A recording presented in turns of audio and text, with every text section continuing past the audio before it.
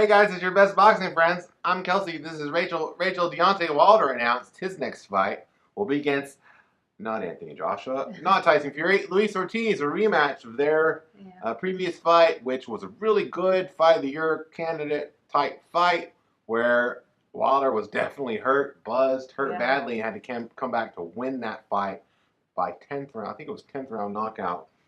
There's not a date yet. There's not a venue. We do know, though, that the fight will probably, according to most media sources, I think Mike Coppinger said it would be on Showtime PPV. What do you think about Wilder Ortiz 2?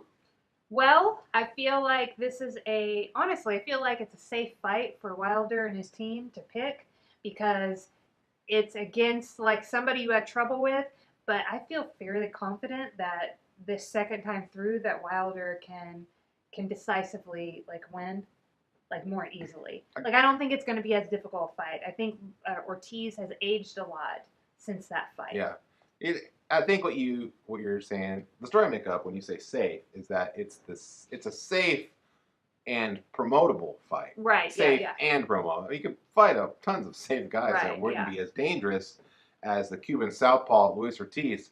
However, I do agree with you that Deontay Wilder has improved greatly, I think. He gets better and better.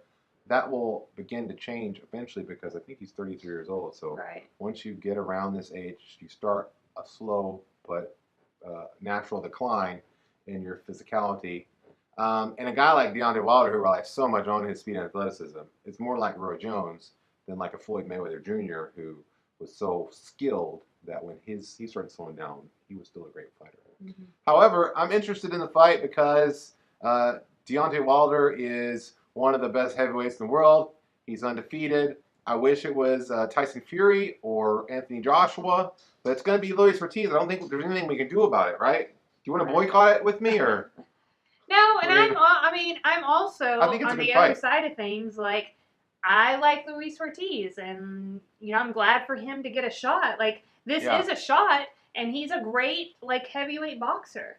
You know? And so he gets another shot at one of the top 3 heavyweights in the world, and that's really amazing for him. He almost beat Wilder the first time. So, sure, he's aged since that first fight, but sometimes you can get something that can give you the motivation to give you you'll put your all into it, and he might have more to give, It's curious to me that this would be on pay-per-view this time. Yeah, first fight was on regular Showtime. Yeah.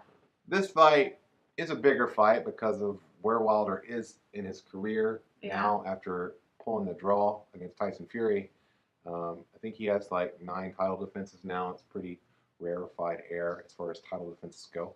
But what's also interesting to me is why wouldn't you put this fight, if you're the PBC conglomerate, why wouldn't you put this fight on network television and see what you could do there? Obviously, they have their reasons. I'm not saying I know. I'm just curious as to why you have this huge bankable commodity in Deontay Wilder, who I think you can put on network television because he's so exciting, because he's a knockout artist, and people, especially mainstream sports people, love heavyweights. And they love heavyweights that scarily knock people out like he did against Dominique Brazil in his last fight. I think that he wins this fight easier than he did in the first fight because he has already been all those rounds with Luis Ortiz. He's been another 12 rounds with Tyson Fury, another great boxer. So I think that work will pay dividends for him. But why not get him in front of that kind of audience? Yeah. Wilder, he has charisma. He has a nice highlight reel.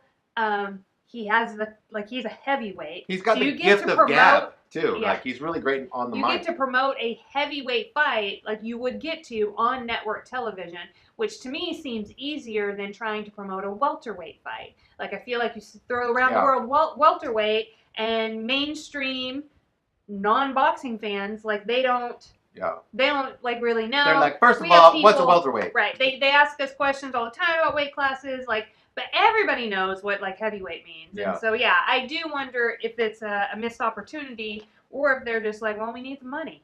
I do like how they mixed in with the NFL and stuff like that, what they did for the last pay-per-view, which is a Fox pay-per-view, not Showtime pay-per-view. And I don't know, Showtime, to me, they're still in the game, right? HBO left and Showtime's still around.